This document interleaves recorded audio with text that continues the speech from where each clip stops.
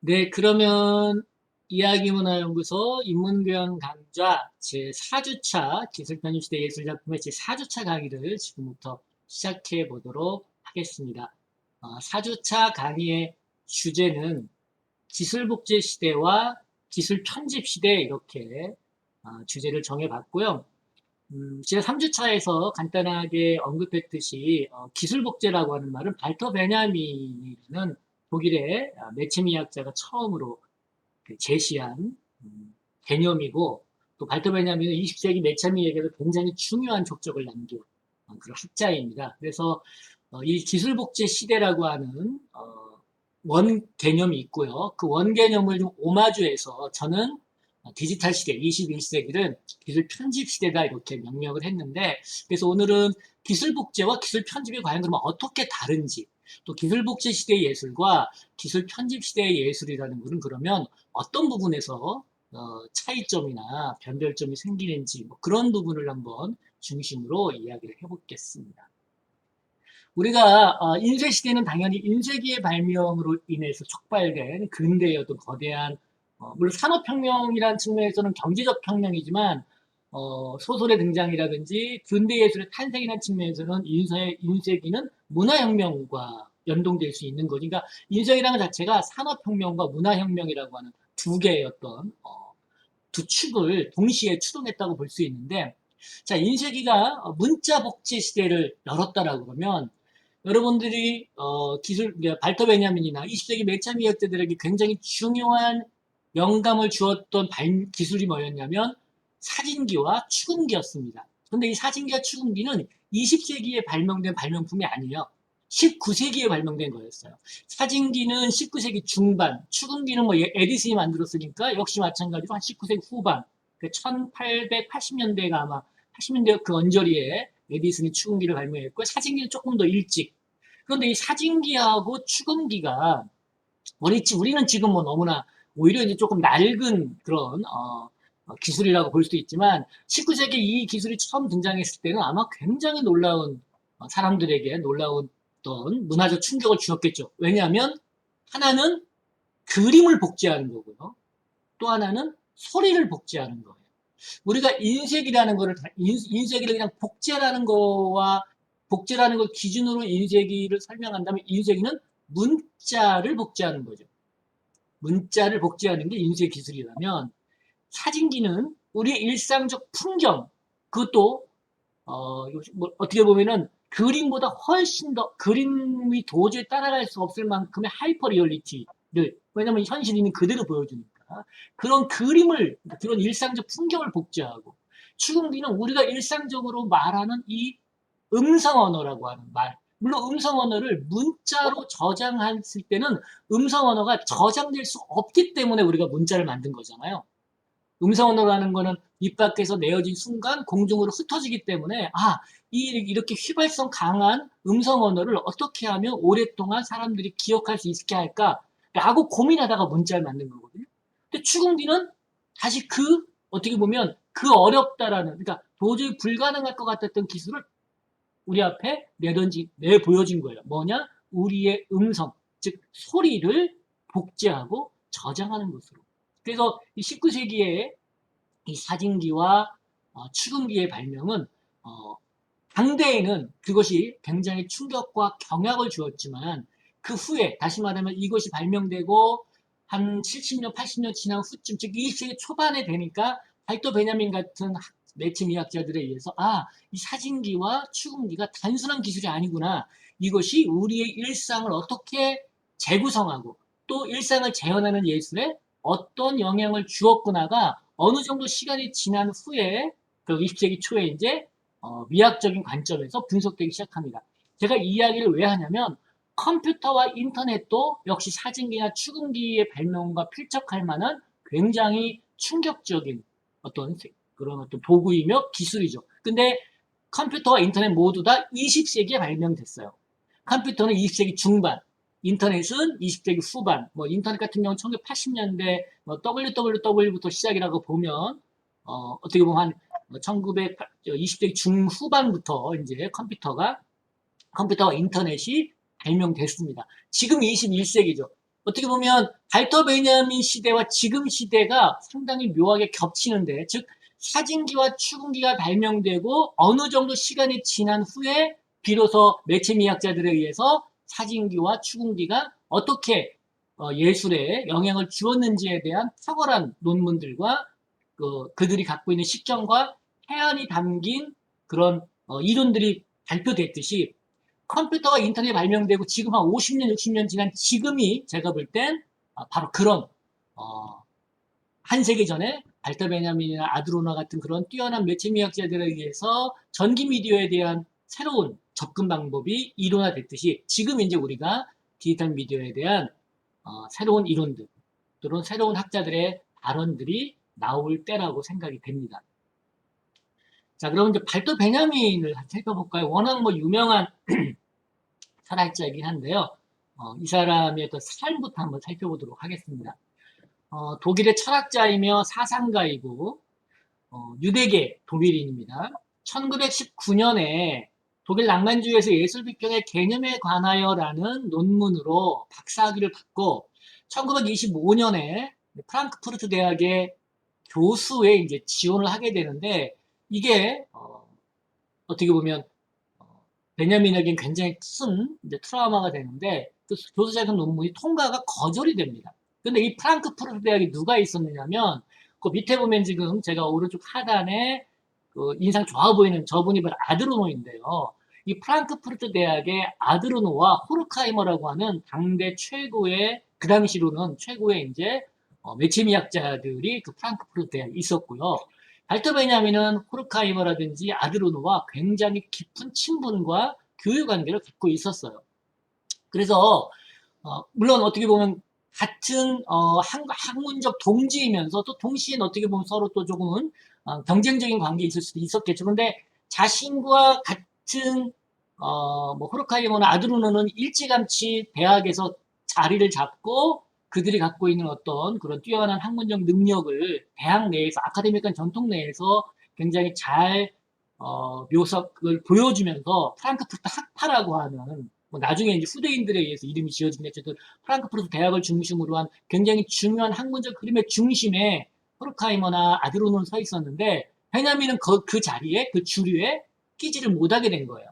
그 그 교수 자격 논문이 거절되면서, 이것이 어떻게 보면 베냐민에게는 상당히 좀 심한 좌절이라든지, 물론 학자로서는 대학에 자리를 잡는 게 굉장히 중요한 일이었을 테니까 그런 과정을 거쳐야 되는데, 그것이 이제 좌절되면서, 그래서 오히려 베냐민은 좀 더 자유롭고 자신이 그런 아카데미크한 전통 내에 안에서 학문을 하는 것과 그 밖에서 학문을 하는 것 사이에 아까 제가 차이가 있을 것이다. 어떻게 보면 좀 더 모험적이고 좀 더 진보적이며 비판적인 시각을 전제할 수 있는 것은 그 전통 안에 있기보다는 전통 밖에 있을 때 훨씬 더 조금은 자유로울 수 있지 않겠습니까? 아마 그래서 알터 베냐민이 기술복제시 예술작품 같은 그런 에세이라든지 아우라의 몰락 같은 그런 조금은 그 당시로 보면 상당히 도전적인 이론들을 펼칠 수 있지 않았을까 생각이 들고요. 삶이 굉장히 좀 기구했죠. 그래서 나치 박해를 피해서 파리로 망명했다가 다시 또 파리가 독일에 점령이 되자 스페인으로 이제 또다시 망명길을 떠났다가 스페인의 작은 마을에서 자살로 생을 막을 내립니다. 하지만 뭐 짧은 삶을 살았죠. 1892년에 태어나서 1940년에 돌아가셨으니까 겨우 뭐 40대 후반, 48이라는 젊은 나이에 돌아가셨는데, 하지만 그가 남긴 그몇 권의 책들, 논문들, 그다음 에세이들은 20세기의 가장 뛰어난 매체미학자이고 20세기 현대예술론에 가장 큰 영향을 미쳤다라고 그렇게 칭송받고 있습니다. 이 기술복제 시대 예술작품은 뭐 우리나라뿐만 아니라 전 세계에 다양한 언어로 번역이 됐고요. 뭐 독일어, 프랑스어, 영어 다 번역이 됐는데, 이 기술복제 시대 예술작품은 크게 1판, 2판, 3판으로 이렇게 판올림이 되어 왔습니다. 그 판올림이라는 게 뭐냐면은 이게 쉽게 말하면 책을 찍었는데 책이 많이 팔려가지고 인쇄소에서 책을 재판 찍는 것, 이런 의미의 1판, 2판, 3판이 아니고요. 베냐민이 책을 쓴 다음에 그 다음에 이거 내가 조금 이 부분은 조금 더 수정해야 되겠다. 이 부분은 좀 보완해야 되겠다. 그래서 1935년에 먼저 기술복제시대 예술작품이라는 것의 첫 1판이 나왔고요. 1936년에 1판을 조금 더 수정하고 보완해서 2판을 썼습니다. 그런데 이 2판이 정식으로 출판되지 않았어요. 그 베냐민의 어떤 그 전기에 보면은 출판사 쪽에서 출판을 거절했다. 그리고 그 당시로 보면 굉장히 좀, 그리고 그 당시에는 학자들은 아카데믹한 글, 논문이라든지 저서라든지 아카데믹한 그런 글쓰기가 일종의 전통적 글쓰기였는데, 기술복제 시대의 이 예술작품은 상당히 논문이라기보다는 에세이에 가깝고요. 그 다음에 굉장히 문학적이에요. 뭐 은유라든지 비유, 상징 같들이 굉장히 적절하게 섞여 있어서 그 당시에 학문적 글쓰기하고 조금 결을 달리했기 때문에 아마 그래서 출판하기가 어렵지 않았을까 싶고요. 그러다가 1939년에 이제 제3판 이게 이제 출판이 되고 현재 우리나라에서 번역되고 있는 그 발도 베냐민의 기술복제 시대 예술 작품은 주로 3판을 원본으로 해서 번역이 되고요.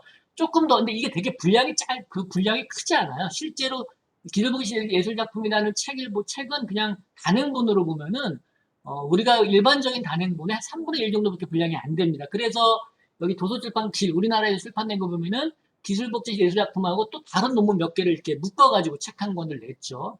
그래서 조금 더 베냐민을 좀 더 진지하게 접근하고자 하는 출판사는 2판과 3판을 같이 번역하기도 합니다.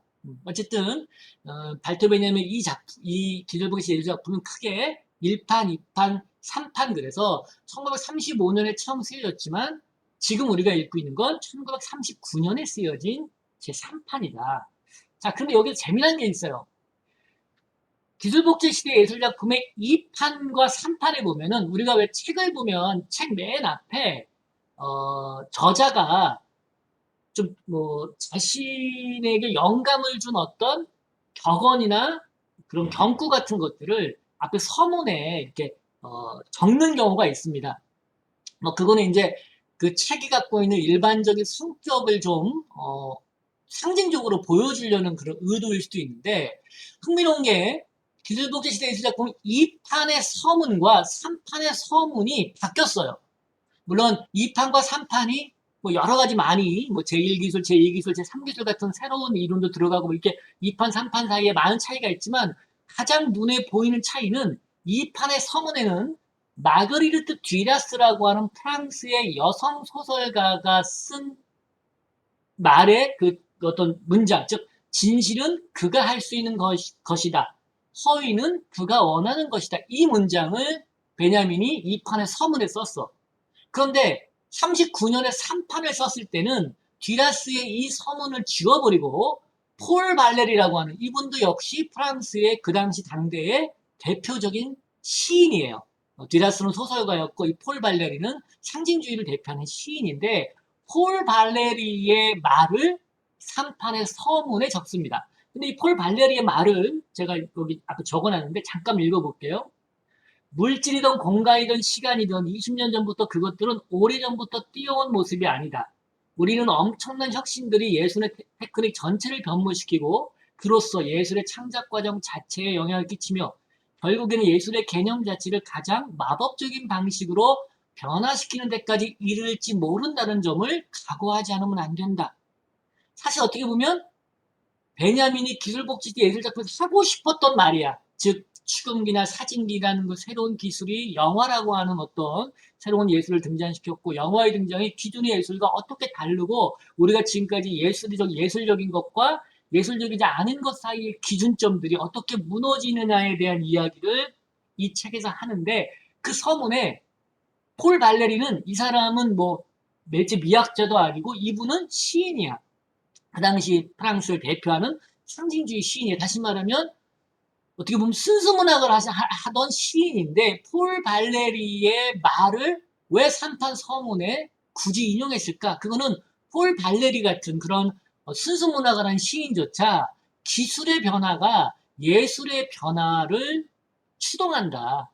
예술의 개념 자체가 변할지 모른다라고. 즉, 자신이 하고 싶은 말의 전거로 삼기 위해서 폴 발레리의 말을 3판의 서문으로 가져옵니다. 저는 이 2판과 3판의 서문을 듀라스에서 발레리로 바꾼 바로 그것이 어떻게 보면 베냐민이 빌보겟 예술 작품 제3판에서 본인이 하고 싶었던 가장 중요한 메시지를 상징적으로 보여준 것이 아닌가라는 생각이 들고요. 그래서 발터 베냐민을 연구하는 학자들은 2판과 3판을 같이 읽고 2판에서 3판으로, 그러니까 2판과 3판이 어떻게 다른지를 연구하는 그런 학자들도 따로 있습니다. 텍스트를 중심으로 한 이제 정전 해석자들인데, 그게 굉장히 중요한 이유가 2판과 3판은 물리적으로도 한 2, 3년의 물리적 거리도 있지만 베냐민에게 상당히 중요한 사상적 변곡점을 2판과 3판의 어떤 그 차이점들이 보여주기 때문에 그렇습니다.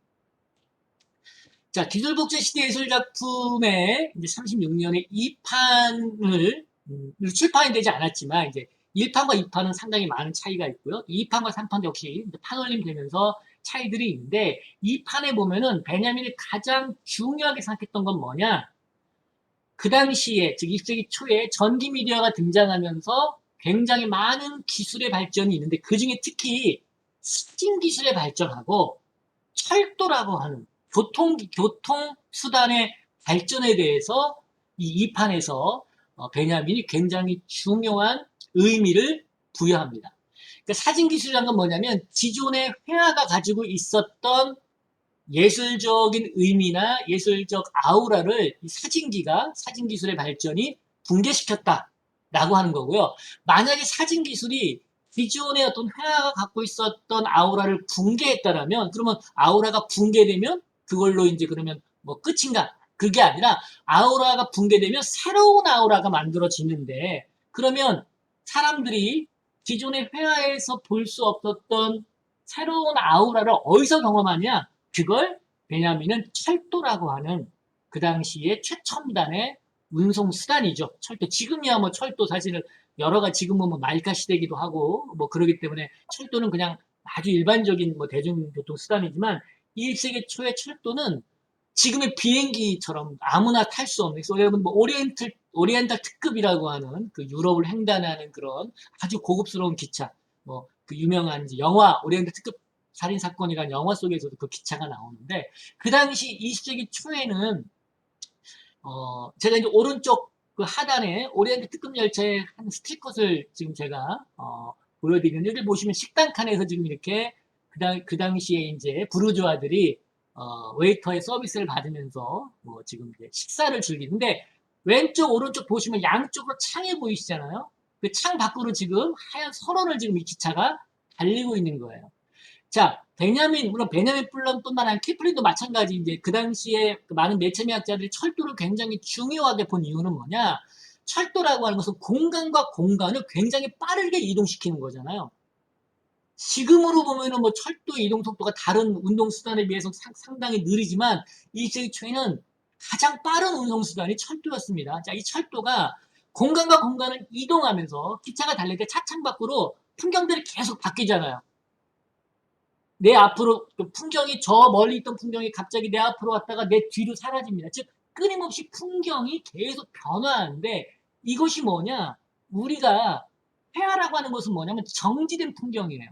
우리가 지금까지 알고 있었던 기본적인 시각은 뭐냐? 시각 이미지에 대한 가장 기본적인 원칙은 모든 시각 이미지는 정지된 거야. 그것이 그림이든 사진이든 정지된 거였어. 그런데 우리가 기차를 타면서 이 이미지가 정지된 것이 아니라 끊임없이 우리에게 나타났다 뒤로 사라지는 무한한 파노라마에 대한 그리고 우리의 시야가 굉장히 확장되고 넓어진다라고 하는 느낌을 받게 되는 거죠.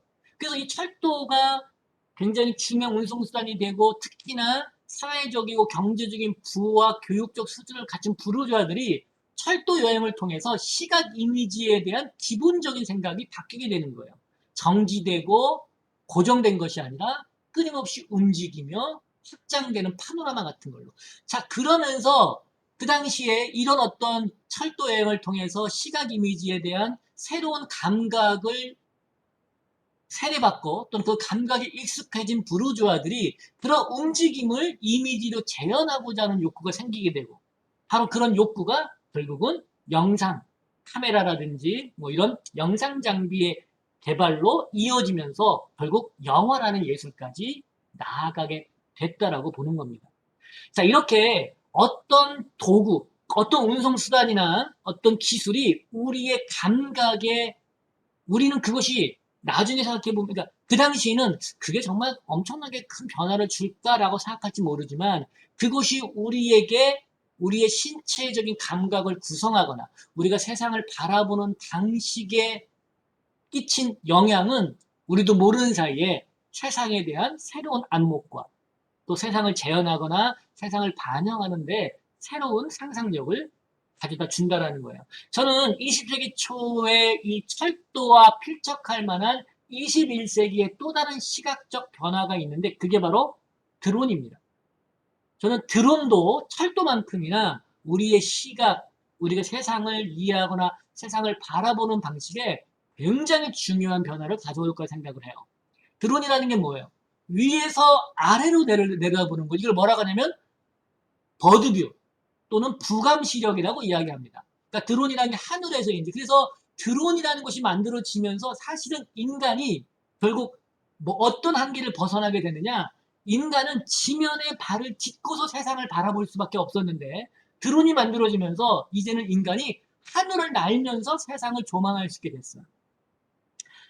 지금 당장은 이 드론이 세상, 뭐, 어떻게 이제 우리가 세상을 이해하고 바라보고 재구성하고 예술에 어떤 변화를 끼칠 것인지 지금 당장은 눈에 띄거나 가시적이지 않겠지만 전 드론이라는 게 앞으로 점점 더 많이 일반화되고 확장되기 시작하면 시각 이미지에 마치 철도가 파노라마라는 새로운 시각 이미지에 대한 어떤 접근법을 철도를 통해서 우리가 인식하게 되고 익숙해졌듯이 드론 역시 부감 시력이라고 하는 새로운 시야를 우리한테 제공하게 될 것이고 그렇게 되면 세상을 이해하거나 재현하는 방식도 달라지게 되겠죠.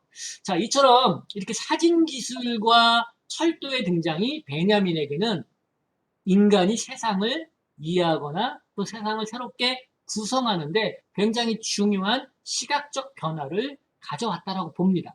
자, 그러면서 이제 그런 것이, 그러니까 이 판에서는 주로 사진 기술과 철도의 등장이 우리에게 어떻게 세상을 인지하는 방식을 변화시켰는가라고 하는 것에 이 판에서는 주된 그 어떤 그 내용의 핵심이 있다라면 3판에서 이제 아우라의 상실, 뭐 아우라의 상실, 아우라의 죽음, 아우라의 파괴, 뭐 사실 이 독일어를 굉장히 다양한 우리나라에서도 상실이라고 하기도 하고 붕괴라고 하기도 하고 파괴라고 하기도 하고 죽음이라고도 하고 굉장히 다양한 번역으로 쓰이고 있습니다만 3판에서 이제 굉장히 중요한 그러니까 베냐민 하면 가장 먼저 떠오르는 그의 대표적인 이론인 아우라의 상실이라고 하는 이야기를 시작을 합니다. 그러니까 그가 볼 때는 과거의 예술 작품들은 수공업 복제도 물론 과거에도 복제가 있었어. 근데 과거의 복제 역시 수공업 복제야. 그러니까 중세시대 때 필사자들, 그러니까 필경사들이 필사할 때 기존에 옛날부터 전해 내려오던 수도원에 있었던 많은 오래된 책들을 당대의 그런 수도원에 있던 수사들이 다 필사했잖아, 일일이. 그거를 수공적 복제라고 그러거든요. 그러니까 인쇄기가 발명되기 이전에도 복제는 있었지만 그거는 일일이 사람의 손으로 하는 수공적 복제였고요. 그것이 이제 인쇄기의 발명이 이제 인쇄 시대에 되면서 이제 기계 복제로 바뀌게 된 거예요. 그러면서 수공적 복제에서는 어떻게 보면 인간이 갖고 있는 그러니까 그 자체가 일종의 장인의 무언가를 옮겨 쓰거나 옮겨 적거나 옮겨 그린다는 것 자체가 인간이 갖고 있는 테크니션과 연동되기 때문에 장인적 생산 방식을 기초로 한다면 인쇄기, 그 다음에 축음기와 사진기 같은 현대의 복제 기술은 원본과 똑같은 그 다음에 장인적 생산 방식이 아니라 그냥 무빙파적 또는 무감정, 왜냐면 기계는 감정이 없으니까 인간이 복제할 때 인간의 감정이 있기 때문에 복제하는 과정 속에서 무언가 좀 틀리기도 하고 무언가 자신의 생각을 덧붙이기도 하지만 기계는 감정이 없잖아요. 그래서 대량 생산의 시대로 이제 접어들게 되는데 이렇게 되면서 장인적 생산 방식의 복제는 사라지고 그 자리에 뭐가 등장하느냐? 기계적 대량 복제가 등장하면서 원작과 복제의 경계선이 사라지기 시작했다. 그러니까 아우라의 상실을 이야기할 때 베냐민은 다른 어떤 예술에서 아우라의 상실, 뭐 문학이나 건축이나 뭐 이런 거에서 아우라의 상실을 이야기한 게 아니라 그가 관심 있던 건 시각 예술이었어요. 그래서 회화에서의 아우라의 상실을 이제 베냐민이 굉장히 중요하게 이야기합니다. 그러면서 회화의 그런 아우라의 상실이 무엇 때문에 발생하게 됐느냐? 그건 바로 사진이라고 하는 복제 기술 때문이다. 그래서 맨 왼쪽에 있는 그림은 루브르 박물관에 있는 원본 모나리자고요. 그 앞에 지금 많은 사람들이 지금 사진을 찍기 위해서 지금 이렇게 서 있고요. 오른 가운데 있는 그림은 여러분들 그냥 카페라든지 여러분들 집에 모나리자의 복제본을 걸어 놓은 거고요. 맨 오른쪽에 있는 그림은 최근에 이제 코로나 시대에 누군가 이제 어떤 그 길거리에 뉴욕의 한 길거리에서 코로나를 좀 적절하게 패러디한 모나리자입니다. 즉, 맨 왼쪽에 있는 모나리자와 가운데 있는 모나리자, 그 다음에 맨 오른쪽에 있는 모나리자는 모두 다 사진의 복제 기술 때문에 가능해진 거예요. 그러면 특히나 가운데 있는 모나리자는 그냥 원본과 하나 차이점을 찾아볼 수 없어요. 그냥 눈으로 보이는 걸로는 이게 원본인지 복제본인지 우리가 구별하는 게 불가능해졌다는 겁니다. 그렇게 기술 복제 때문에 원작과 복제품의 구분이 불가능해졌다. 그래서 원래 예술 오리지널한 그러니까 오리지널리티를 갖고 있는 원본성이 갖고 있는 묘한 분위기, 신비감 이걸 아우라라고 하는데 그런 묘한 신비로운 분위기가 기술 복제 시대가 되면서 상실됐다, 사라졌다. 자, 그래서 그러면 이게 예술의 어떤 추락이나 예술의 그러면 이게 어떤 후퇴를 이야기하는 거냐? 아니다. 베냐민은 오히려 그게 아니라 이렇게 아우라는 상실됐지만 그럼으로써 굳이 루브르 박물관에 가지 않아도 전 세계 사람들이 복제 기술로 인해서 아우라가 상실됐다 하더라도 복제된 모나리자를 눈앞에 두고 경험할 수 있게 됐다. 즉 예술이 대중화됐다. 소수의 사람들에 의해서만 향유되는 예술이 복제 기술에 의해서 다수의 사람들도 그 예술 작품을 경험할 수 있도록 예술이 대중화되고 문호가 넓어졌다. 그러니까 아우라의 상실을 베냐민은 긍정적으로 본 거죠. 추금기도 마찬가지입니다. 우리가 뭐 베르린 필하모니나 런던 심포니 오케스트라 같은 그런 세계적인 오케스트라의 클래식 연주를 들으려면 카네기홀 같은 그런 무대에 가서 그런 훌륭한 연주자들과 지휘자들 만날 수 있지만 추궁기가 등장하면서 이제는 음반이라는 게 만들어지고 그래서 굳이 카네글 같은 콘서트로 가지 않아도 우리 집, 내 방에서 런던 심포니 오케스트라가 그다음 카라얀이 지휘하는 베토벤의 운명교환곡을 들을 수 있게 된 거예요. 이게 바로 이제 아우라는 상실됐지만 오히려 예술이 일반 사람들에게도 널리 향유될 수 있도록 대중화된 것이죠. 그런 점에선 베냐민은 아우라의 상실을 현대예술 굉장히 중요한 특징이라고 본 겁니다. 자, 이렇게 그러면 기술복제라고 하는 것이 베냐민한테는 20세기 현대예술의 상당히 중요한 특징이며 또 영화라는 예술이 탄생하게 된 중요한 도구적, 기술적 기반인데 이걸 그러면 베냐민은 어떻게 이 기술복제의 의미를 장착했느냐? 물론 기술적 복제가 등장하기 이전에도 예술작품은 항상 복제가 가능했죠. 제가 아까 수공업 복제 이 얘기 했으니까요. 그러니까 필사 같은 수공업 복제가 있었는데 그런데 문제는 뭐냐? 기계적 복제는 원본과 복사본의 차이가 전혀 느껴지지 않지만 수공적 복제는 완벽하게 원본과 복제본의 차이가 있죠. 그러면서 수공적 복제는 오히려 뭘 만들어내느냐? 원본과 복사본 사이에 위계를 만들어내요. 즉 아무리 수공적 복제에 장인정신 쏟아부어도 이거는 복제본이야. 원본은 따로 있어. 그래서 원본에 대한 관심을 더 확산시키고 원본에 대한 어떤 원본을 소유하고자 하는 욕구를 더 강화시킵니다. 오히려 그래서 수공적 복제는 아우라의 상실이 아니라 아우라를 더 강화시켰죠. 예술작품의 권위를 지켜주는 보호대 역할을 했다라는 거예요. 자, 필사가 수공적 복제였다면 인쇄는 기술적 복제인데 이 인쇄 역시도 바이너민이 말하는 기술 복제, 이 사진기 같은 기술 복제와 인쇄 기술 복제는 뭐가 다르냐? 인쇄 기술 복제 역시 원본과 복제본의 분명한 차이를 드러내요. 우리가 제가 이제 이광수의 무정에 우리가 이광수의 무정이라고 하는 것이 우리가 지금 보고 있는 건 뭐예요? 복제본이죠. 이광수가 처음 원고지에다 쓴 육필원고를 읽고 있는 게 아니잖아요. 이광수의 무정의 육필원고는 어딘가에 지금 박물관이나 어디 문학관에 지금 보존돼 있고요. 지금 우리가 읽을 수 있는 건 이광수의 무정을 인쇄기를 통해서 복제한 기계 복제품이에요. 자, 우리가 시도 그렇고 소설도 그렇고 사실 우리한테 더 예술적 가치가 있는 건 인쇄본이 아니라 육필본이죠. 그 작가가 처음 원고지다 쓴 그 육필본이 지금도 몇백 년이, 그러니까 예를 들어서 뭐 찰스 디킨스가 두 도시 이야기를 썼을 때 그가 처음으로 그 신문사에 넘기기 전에 그가 썼던 원고지, 이런 것들은 지금도 굉장히 많은 예술적 가치와 경제적 가치를 갖고 있어요. 즉, 인쇄기 역시 수공적 복제와 마찬가지로 원본과 복제본의 분명한 위계를 보여줬다라는 거야. 그런데 사진은 어떻게 보면 사진을 우리가 사진을 찍어갖고 그거를 인화해서 첫 번째, 맨 처음 인화했던 걸 오리지널리티라고 볼 수가 없죠. 왜? 그 다음에 그 사진을, 똑같은 사진을 100장, 200장 인화해도 맨 첫 번째 사진과 100번째 인화한 사진과 아무런 차이를 느낄 수가 없으니까요. 이게 이제 20세기 이전의 복제 기술과 20세기 이후의 사진 이후에 등장한 복제 기술의 차이입니다. 자, 그러면 베냐민이 이렇게 어떻게 보면 복제기술이라는 건 예전부터도 있었는데 왜 그러면 새삼스럽게 기술복제 시대라는 이야기를 하면서 왜 복제기술을 문제 삼았느냐.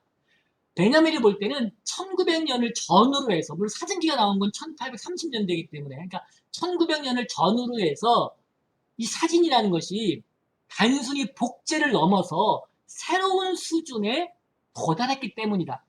즉, 처음에 사진기가 나오고 몇십 년 동안 사진기는 그냥 그림을 흉내내거나 아니면 현실적인 무언가를 그대로 그냥 베끼는, 예술을 베끼는 수준에 머물렀다라면 1세기 들어오면서 사진이 실제 사진만의 독특한 예술적 아우라를 스스로 만들어냈다. 즉, 사진이 회화의 아우라를, 우리가 알고 있던 전통적인 시각예술인 회화의 아우라를 파괴하는 걸로 사진기술이 등장했지만 그것이 20세기 들어오면서 사진 스스로가 새로운 예술적 가치를 만들어냈다.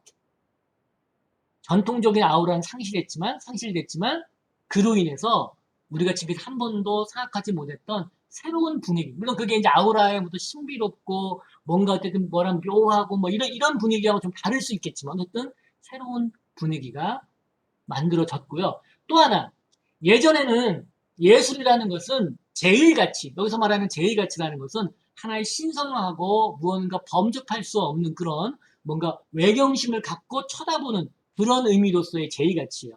그런 전통적인 예술의 제일가치가 20세기 1900년을 전후하면서 복제기술이 이제 일반화되면서 전시가치는 건 눈앞에 보는 거예요. 그때 제일가치와 전시가치 때 작품과 바라보는 관객의 관계는, 제일가치는 관객의 우러러보는 거예요. 와, 멋있다. 세상에서 이거 하나밖에 없구나. 이건 정말 위대한, 뭐 이렇게 하면서 제일가치는 내가 마치 종교적인 어떤 숭고함으로 그 예술작품을 대하는 거고요. 전시가치는 나와 예술작품이 동등한 거예요. 그냥 내 눈앞에 있는 여러 예술작품 중에 하나로 내가 그 예술작품을 만나는 거예요. 그러니까 예술작품을 감싸고 있었던 굉장히 중요했던 권위가 복제기술과 새로운 어떤 그런 아우라가 만들어지면서 그 권위가 부셔지기 시작했죠. 그러면서 작품을 대하는 우리들, 즉 부르주아 또는 예술의 향유자들의 태도도 바뀌기 시작합니다. 이게 이제 기술복제가 중요한 의미가 된 셈이죠. 자, 기술복제 시대가 이제 결국 사진과 영화라고 하는 새로운 예술을 만들어냈어요. 여러분들 1830년대 최초의 사진기가 만들어졌을 때 사람들이 또는 그 사진기를 발명한 발명가조차 나중에 사진이 하나의 새로운 예술 영역을 만들겠구나라고 생각한 사람도 아무도 없었어요. 그냥 이거는 일종의 뭐라고 봤냐면 그냥 그림을 흉내내는 기술? 시각적 이미지를 포착해내는 그냥 단순한 도구나 기술이었지 결코 예술이 될 수 없다고 생각했습니다. 더군다나 시각예술의 범주 안에 사진이 들어갈 거라고는 아무 생각하지 않았어요. 근데 사진기가 발명되고 약 70년, 80년이 지난 1900년대 초반에 들어오면서 이제 사진도 사진만의 독특한 시각미학, 그러니까 시각적인 어떤 미학들을 만들어내기 시작합니다. 거기에는 아이러니하게도 파시즘이라고 하는, 즉 나치라든지 아니면 뭐 이탈리아 무솔로니의 파시즘 같은 그런 일종의 전체주의 시스템, 그러니까 사진과 영화라고 하는 시각 예술이 기술에 의해서 등장을 했는데 이것이 20세기 초에 전 세계의 어떤 중요한 정치적 격변과 이 두 기술이 만나게 되면서 이 사진과 영화라는 게 워낙 강력한 이미지와 강한 메시지 전달력을 갖고 있잖아요. 그러다 보니까 전체주의자들, 나치라든지 파시즘 같은 이 전체주의자들이 대중 선동과 체제 선전의 도구로 이 사진과 영화를 이용하기 시작합니다. 그러면서 이것을 이제 프랑크푸르트 학파가 굉장히 비판하는 바로 예술의 정치화라고 이제 비판하는 거죠. 제가 몇 개의 스틸컷들을 보여줬는데 하나는 뭐 이 중에 이제 리펜슈탈의 의지의 승리는 기록 영화예요. 이거는 히틀러가 어떻게 정권을 잡고 어떻게 그가 위대한 제3제국을 만들었느냐를 보여주는 기록 영화고요. 가운데 있는 사진은 모솔로니가 전쟁에서 승리한 후에 수상관자 앞에 모여있는 수많은 지지자들에게 전쟁을 승리했다라고 선포하는 장면입니다. 자, 이 사진 한 장을 보시면 모솔로니의 저 의기양양한 모습과 그 밑에 그가 내려다보고 있는 저 밑으로 수없이 많은 일반 군중들이 그에게 열광하고 있어요. 이 사진 한 장으로 모솔로니가 얼마나 그 당시 이탈리아 사람들에게 굉장한 카리스마와 높은 지지를 보이니까 이 사진 한 장이 많은 사람들에게는 모솔로니의 어떤 리더십, 카리스마 이런 것들을 뭐 굳이 말하지 않아도 이 사진 한 장이 보여주고 있는 거죠. 맨 왼쪽에 있는 사진은 제3제국의 의회에서 거기 모여있는 나치 당원들이 하이틀러를 외치면서 히틀러에게 충성을 맹세합니다. 자, 이렇게 사진이나 영화가 단순한 기술이 아니고 그것이 대중에게 어필할 수 있는 굉장히 중요한 예술적 가치가 있다라는 것이 판명되면서 그 두 예술이 어떻게 보면 좀 예술의 정치화라고 하는 그런 목적으로 사용되기 시작합니다. 근데 아이러니한 게 이러한 예술의 정치화로 1920년대, 30년대 사진과 영화가 굉장히 높은 수준의 어떤 발전을 이루게 된다는 거예요. 그러니까 예술의 정치화는 잘못됐지만 예술의 정치화로 인해서 사진예술과 영화예술이 굉장히 빠른 속도로 비약적인 발전을 하게 됩니다.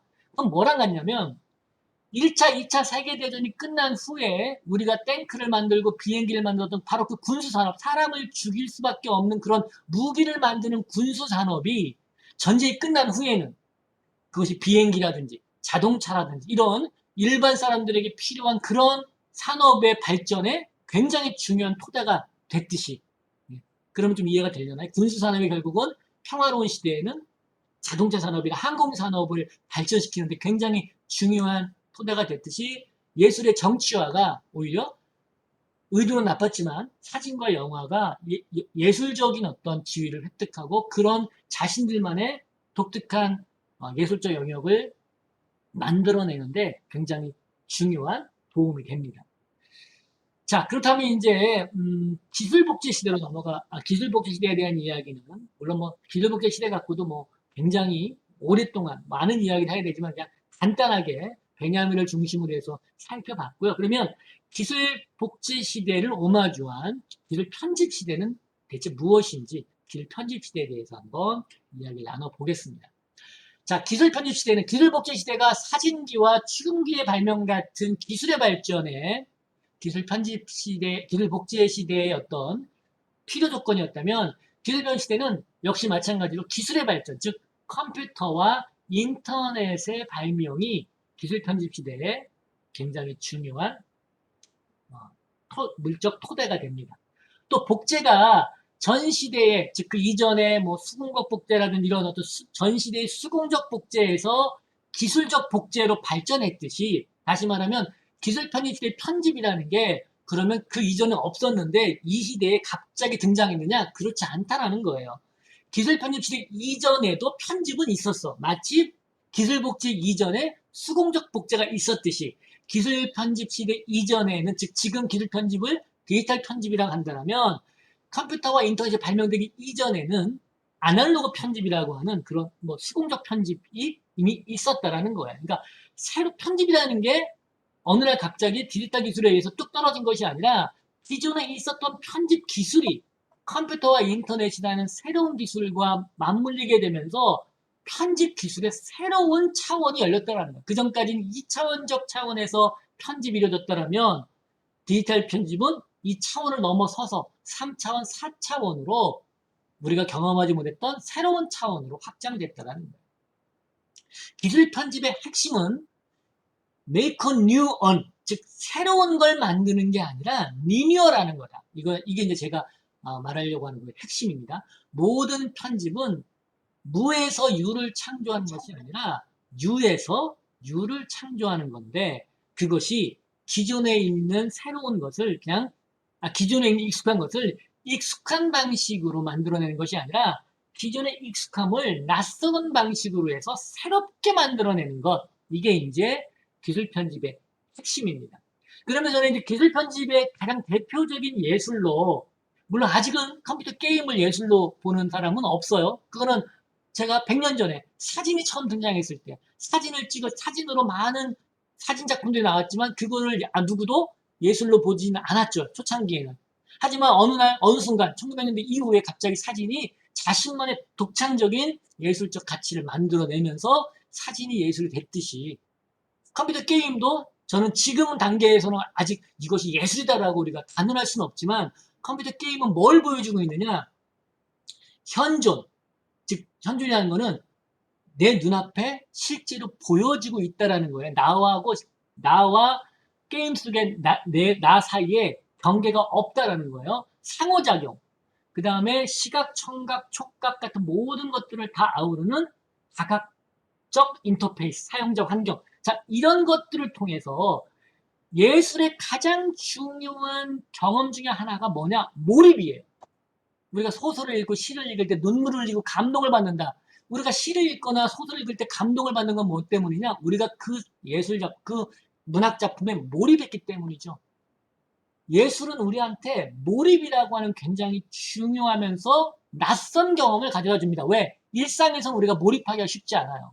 몰입이라는 거는 시간과 공간이 멈춰야 돼. 어느 순간 나와 그 텍스트 사이에 시간과 공간은 다 사라지고 나와 그 텍스트의 어떤 합일이라는 굉장히 중요한 정서적 공감을 느끼게 해줄 때 우리가 몰입이라는 걸 느끼거든요. 예술적 몰입이 바로 그때 발생하거든요. 컴퓨터 게임은 물론 예술적 몰입과는 다르다고 보는 분도 있지만 어쨌든 컴퓨터 게임 역시 우리한테 굉장히 높은 수준의 몰입을 제공해 줍니다. 그래서 그 몰입이 어느 순간 우리한테, 그러니까 예술적 경험이라는 게 그건 뭐예요? 재미와 감동이잖아요. 문학도 그렇죠. 문학도 재미와 감동이란 두 축으로 문학적 경험을 우리가 이뤄내지 않습니까? 자, 컴퓨터 게임 역시 재미와 감동을 준다라면, 그리고 그것이 우리에게 몰입이라고 하는 과정을 통해서 그런 미적 경험을 형성한다라고 하면 우리가 컴퓨터 게임이 예술이 아니다라고 단언하기는 어렵죠. 자, 제가 편집이라고 이야기했는데요. 자, 이 기술 편집 시대를 대표하는 게 컴퓨터 게임이다 라고 했을 때 이거를 가장 단순하게 설명하면요. 마인크래프트라는 게임이 있습니다.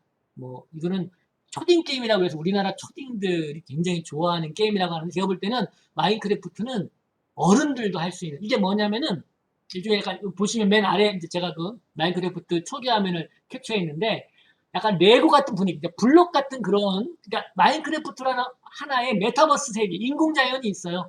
그 안에 가서 내가 처음에는 그냥 작은 그 나무로 만든 손도끼 하나 들고서 그 세계에 뛰어드는 거야. 그 세계에 들어가서 집도 짓고 사냥도 하고 뭐도 만들고 이러면서 이제 이 마인크래프트 세계 내에서 자신만의 어떤 세계를 구축해 나가는 거예요. 즉 세상을 자신의 방식으로 편집하는 거예요. 마인크래프트의 플레이들은 각자 자신의 방식으로 세상을 만듭니다. 우리가 지금까지 예술 작품을 경험한다라는 건 그냥 멀리서 관조하거나 향유하는 거였어요. 내가 직접 그 예술세계에 뛰어들 수가 없었죠. 근데 이 컴퓨터 게임은, 이 마인크래프트는 메타버스라는 예술적 공간을 열어놓은 그 공간 안에 플레이어들이 직접 뛰어들어가서 내가 나만의 방식으로 그 세계를 재구성합니다. 마인크래프트를 가보시면은요, 굉장히 놀라운 건축물들이, 저는 직접 경험해보지 못했는데, 게임과 관련된 그런 논문을 보면 마인크래프트 안에 정말 놀랄 만큼 잘 만든 건축물들, 잘 만든 발명품들, 뭐 이런 것들이 보인대요. 그게 뭐냐? 실제로 플레이어가, 근데 그 마인크래프트 그 유저는 아마 굉장히 뛰어난 건축 감각이나 디자인 감각이나 예술 감각이 있는 사람이겠죠. 이 사람이 이 세계에 가서 자신만의 건축물을 만들고요. 그게 실제로 팔리기도 해요. 이거를 사람들이 너무 멋있으니까 이 마인크래프트 안에도 화폐가 있거든요. 이 건축물 나한테 파세요.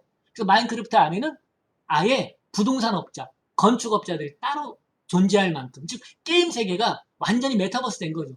우리와 우리의 일상세계와 별로 다르지 않은 세계. 자, 저는 기술 편집이라고 할 때 이 편집이라는 게 세상을 리니어라는 거야. 나만의 방식으로 새롭게 만든다라고 그러면 마인크래프트의 바로 그 플레이어들이 그들이 그 안에서 하는 그 게임 행위가 바로 기술 편집 시대의 편집 행위와 편집 행위를 어떻게 보면 상징적으로 보여주는 거죠. 자, 그러면 이게 기술 복제와 기술 편집은 어떻게 다르냐? 자, 복제는 그냥 갖다가 카피만 하는 거예요. 물론 원본과 복제본의 질적 차이는 보여지지 않지만 어쨌든 원본을 뛰어넘거나 원본을 수정할 수는 없어. 그게 복제의 한계야. 복제는 그냥 1대1 카피만 가능해. 그러면 편집은 뭐냐? 복제에다가 복제한 거에 머무는 게 아니라 그걸 스스로 자신의 방식으로 고치는 거예요. 리니어라는 거야. 새롭게 만드는 거야.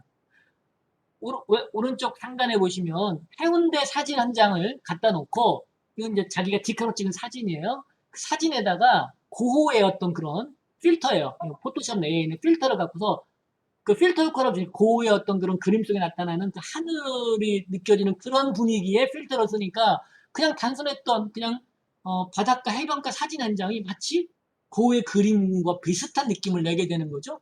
이런 것들 포토샵으로 우리 누구나 쉽게 할 수 있거든요. 필터들이 있기 때문에 그렇게 어렵지 않게.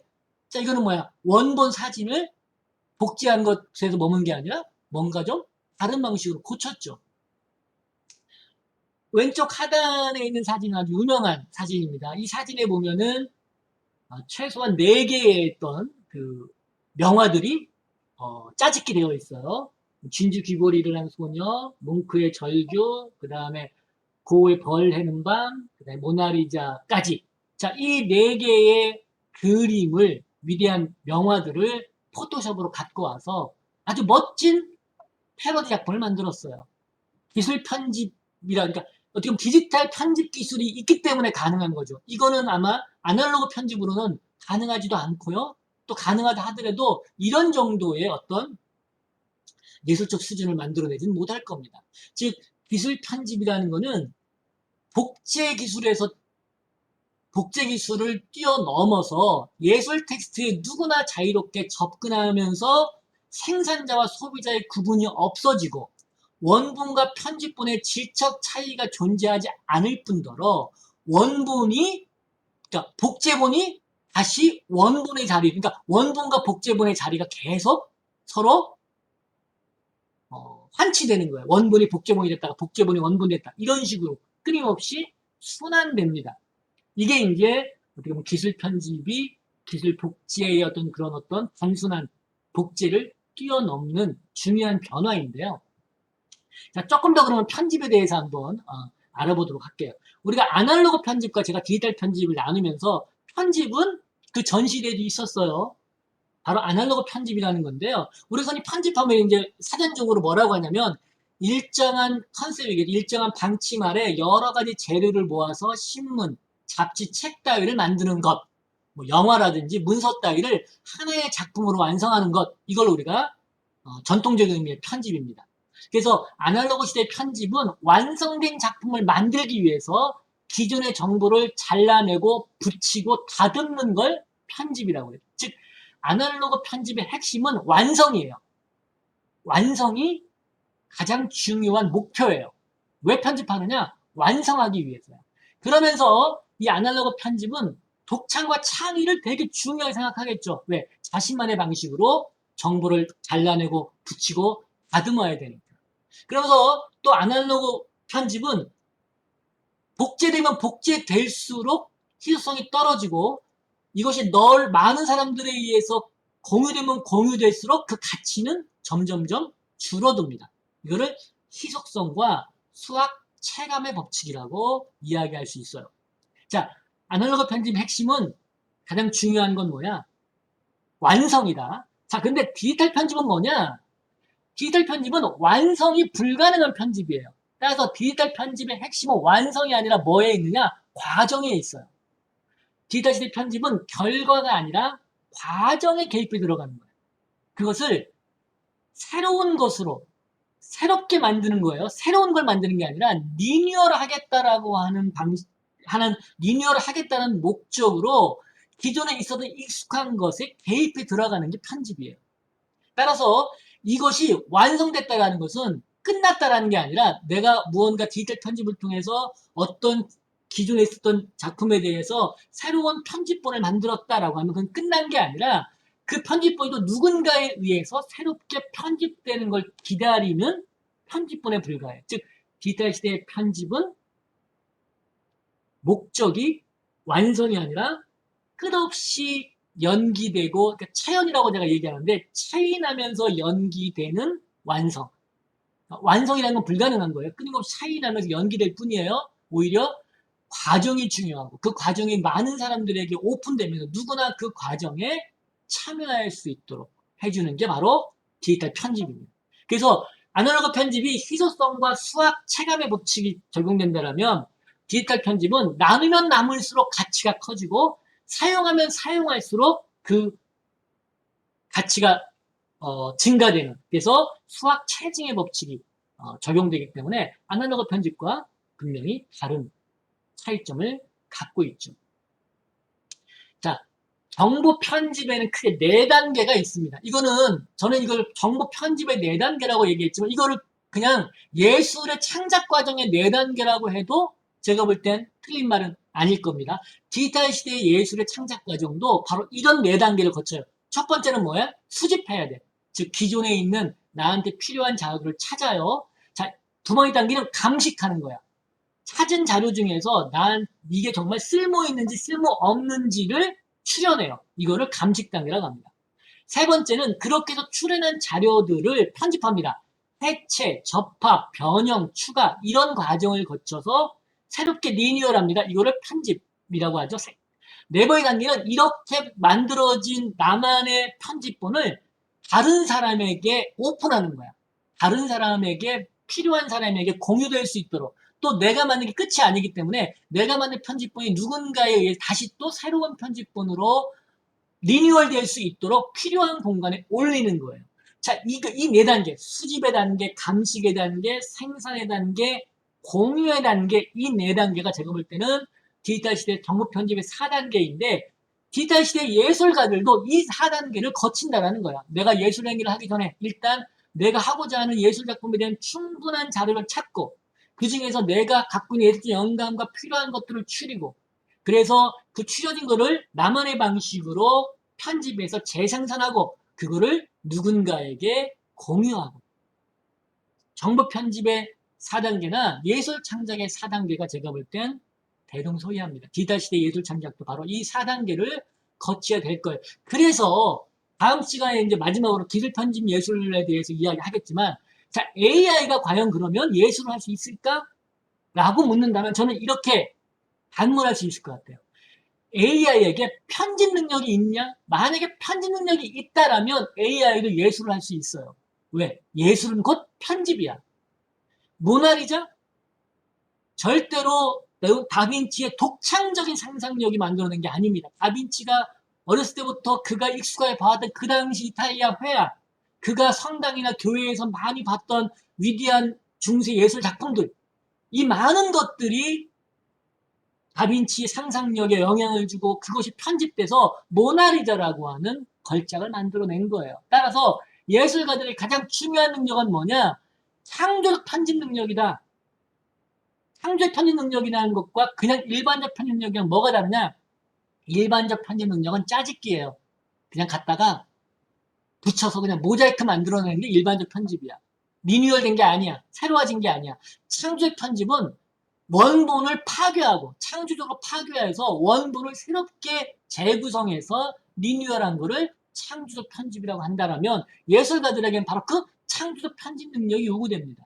20세기 피카소, 앤디 워홀 같은 그런 위대한 예술가들에게는 뭐가 있었느냐? 창조적 편집 능력이 있었어요. 그렇다면 이제 AI가 과연 그러면 창조적 편집 능력이 있느냐? 이게 핵심이에요. AI가 일반적 편집 능력은 있어요. 우리가 예를 통해서 봤죠? AI가 그대로 고흐의 그림이나 피카소의 그림을 흉내내는 거 우리 이미 충분히 많은 예를 통해서 봤단 말이에요.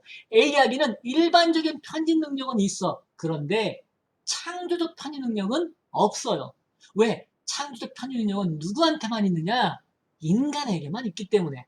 그래서 아무리 기술 편집 시대가 되고 아무리 AI 기술이 발전하더라도 예술은 여전히 인간의 몫이야.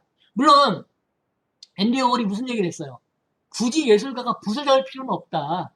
그거는 기술이나 교수에게 시키면 된다. 앤디 워홀이 한 얘기거든. 물론 앤디 워홀은 굉장히 독특한 예술관을 갖고 있지만 아마도 만약에 21세기에 새로운 예술이 등장한다면 저는 앤디 워홀이 말했던 예술가가 굳이 붓을 들 필요는 없어. 그거는 조수를 시키거나 기술에게 명령을 내리면 돼. 하지만 컨셉을 잡고 전체적인 예술 그 작품에 대한 어떤 창조적 파괴, 창조적 편집을 행할 수 있는 건 여전히 인간 예술가의 몫이겠죠. 자, 그렇다면 마지막으로 한번 기술 복제의 예술 작품과 기술 편집 시대의 예술 작품에 대한 차이를 일단 그 전에 기술 복제 이전의 예술 작품과 기술 복제 시대 예술 작품의 차이점을 먼저 살펴볼게요.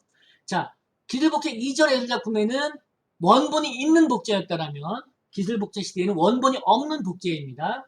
복제 방식도 기술 복제 시대에는 사진과 영화 같은 것이 기계에 의해서 대량 생산되죠. 그러면서 여기 보면 촉각이라는 말 나오죠. 기술 복제 시대 예술 작품은 기술 복제 이전의 예술 작품은 시각 중심이었다면 기술 복제 시대 예술 작품은 촉각 중심이다. 즉 두 개 이상의 신체적 감각이 동시에 작용 그 예술적 경험 안에 들어간다라는 거예요. 기술 복제 이전 시대에는 엘리트나 소수 집단만이 예술 작품을 향유했다면 기술 복제 시대에는 이제는 일반 대중들도 예술 작품을 향유할 수 있게 됩니다. 이게 기술 복제 이전과 기술 복제 시대 예술 작품의 차이예요. 자, 그렇다면 기술 복제 시대와 기술 편집 시대의 차이는 뭐냐? 일단 기술 복제 시대 예술이 사진이나 영화라면은 그런 사진기나 영사기가 중요한 도구였다면 당연히 기술 편집 시대는 컴퓨터와 인터넷이겠죠. 기술 복제 시대는 정신 분산입니다. 즉 기술 복제 이전의 예술 작품에는 집중했다라는 그래서 책을 읽을 때 우리는 정독을 하고 읽은 책 또 읽고 해서 그런 집중의 시대였다면 기술 복제 시대에는 너무나 많은 예술 작품들이 복제되고 그것이 우리 앞에 파노라마처럼 펼쳐지기 때문에 특히나 영화 같은 경우에는 집중해서 볼 수 있는 예술 텍스트가 아니라고 이야기합니다. 영화는 끊임없이 우리의 시야가 파노라마 같은 그 영화 속의 화면 안에 끊임없이 분산돼. 이미지를 포착하기 위해서 끊임없이 계속 내 시야를 열어놔야 돼. 그래서 정신 분산이 기술복제 시대 예술의 수용 태도라면 기술변 시대는 오히려 다시 또 몰입을 우리에게 가져다 주죠. 상요주체와 생산주체가 상요주체는 소비자 대중이고요. 생산주체는 전문가. 그러니까 어떤 생산자와 소비자의 구분이 분명했다면 기술변 시대는 유저, 즉 생산자와 소비자라는 말 대신에 사용자라는 말이 그 자리를 대신합니다. 유저가 곧 생산자이며 유저가 곧 소비자인 셈이죠. 아날로그 편집과 디지털 편집으로 나눠지고요. 기술 복제 시대에는 아우라가 상실된다라면 제가 중개성이라는 말을 썼는데 아까 제가 앞부분에서 포토샵으로 만든 4개의 명화를 패러디한 그 포토샵 보여드렸잖아요. 자, 이거를 만약에 이 포토샵을 보고서 와 이거 되게 재미있는 패러디다 라고 느끼려면요. 그리고 이거 되게 상당히 예술적이네. 물론 예술에 대한 좀 도전적이고 실험적인 방식이긴 했지만 어쨌든 이게 예술적이다 느끼려면 우리는 모나리자와 진주귀걸이라는 소녀와 절규와 별에는 밤이라는 그 네 예술 작품을 알고 있어야 돼. 내가 알고 있어야 그 패러디 작품에 대해서 이거 상당히 흥미롭네라는 반응이 나온다는 거예요. 즉 기술편집 시대에는 내가 편집하려고 하는 원래 있던 예술 작품에 대한 아우라가 중계라는 건 뭐예요? 입에서 입으로 전해진다라는 우리가 중계방송하는데 그 중계라는 말을 그 한자를 쓴 거예요. 아우라가 아날로그 편집에 있던 아우라가 디지털 기술로 되면서 상실되거나 없어지는 게 아니라 그 아우라가 중계되는 거예요. 물론 중계 과정 속에서 기존에 있던 아우라가 아닌 새로운 어떤 의미가 또는 가치가 만들어지기도 하겠죠. 자, 이걸 이제 제가 아우라의 중계성이라고 얘기를 했고요. 그다음에 뭐 저작권이라든지 향유 공간, 뭐 수요 방식 이런 것들이 이제 기존의 예술과 좀 어떻게 다른지에 대한 거고요. 흥미로운 게 이겁니다. 기존의 예술 작품은 돈을 내야 돼. 내가 음악을 듣는다거나 그림을 본다거나 하여튼 책을 산다거나 내가 하는 모든 기술복제 시대의 예술을 향유하기 위해서는 돈을 내야 됩니다. 근데 기술편집 시대의 예술은 아마 유료가 아닐 거예요. 그러니까 지금 우리가 이제 제가 뭐 지난번에 경매 이야기도 했고 뭐 가상화폐를 통한 그다음에 블록체인 기반의 어떤 그런 새로운 형태의 예술 작품들 얘기를 했는데 지금 앞으로 우리가 메타버스 내에서 향유하는 예술들은 돈을 내는 게 아니라 선택적 과금. 그러니까 그러니까 무료로 접근할 수 있지만 어떤 특정한 부분을 향유하기 위해서는 돈을 내는 방식으로 아마 바뀌게 될 겁니다. 그 비즈니스 모델은 제가 조금 더, 좀 더 이제 고민을 해봐야 되는 것 어쨌든 우리가 지금까지 해왔던 무조건 돈을 내서 그 예술작품을 경험하는 방식과는 분명히 다른 방식으로 이루어지게 될 겁니다. 네, 자, 이렇게 해서, 네 번째, 4주차 강의도 이제 모두 마쳤습니다. 오늘 주제는 기술복제 시대와 기술 편집 시대라는 주제였습니다. 자, 강의를 마쳤는데요. 혹시 오늘은 조금 시간이 오버가 됐네요. 한 8분 정도 오버가 됐는데 제가 지금까지 강의한 내용 중에서 혹시 궁금한 거 있으면 네, 질문해 주세요.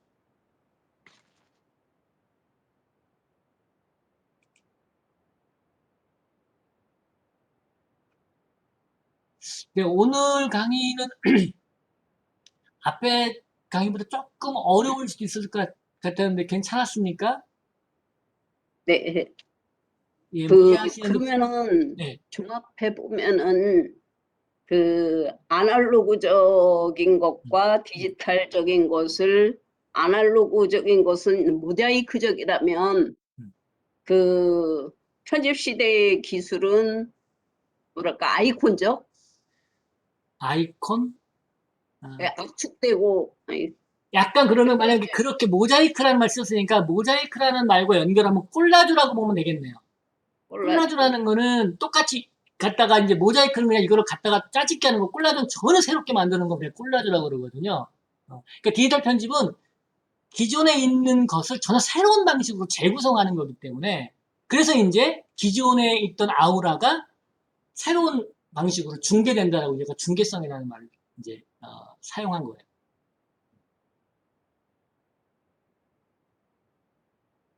미디어에 의해 보니까 또 모자이크적이고 아이콘적 그 말이 또 많이 나와갖고 또 그거 이해하느라고 또 그래요. 음, 많이 그 반복해서 좀 봤거든요. 그 책 그래서 읽으시면은 아마 꽤 많은 것들이 이제 지난 우리 1학기 때 강의했던 내용들에 대한 이해가 더 많이 깊어지실 거예요. 네,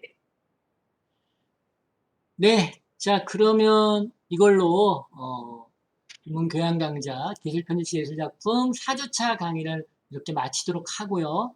다음 주에 이제 마지막 이제 한 강좌 남아 있습니다. 그래서 다음 주 5주차 강의 때 또 만나도록 하겠습니다. 오늘 여러분들 1시간 넘게 경청해 주셔서 감사드리고요. 다음 주 화요일 날 뵙겠습니다. 고맙습니다. 감사합니다.